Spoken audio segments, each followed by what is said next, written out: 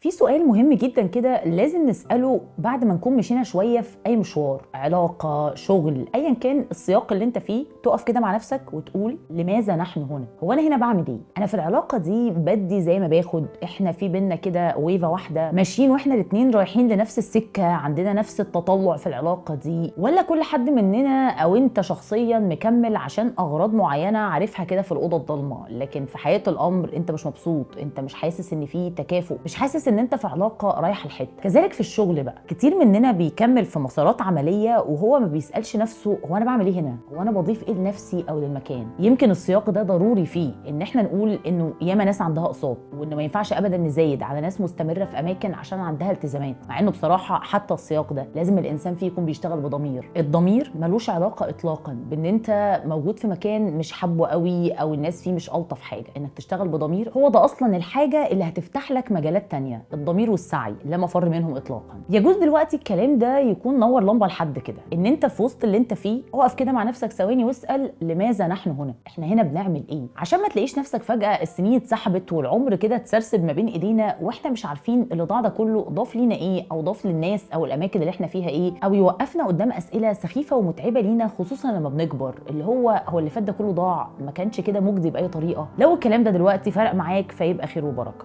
ولو الكلام ده حاسس ان هو هيفرق مع حد تاني يا ريت جدا تعمل له منشن في الكومنتات.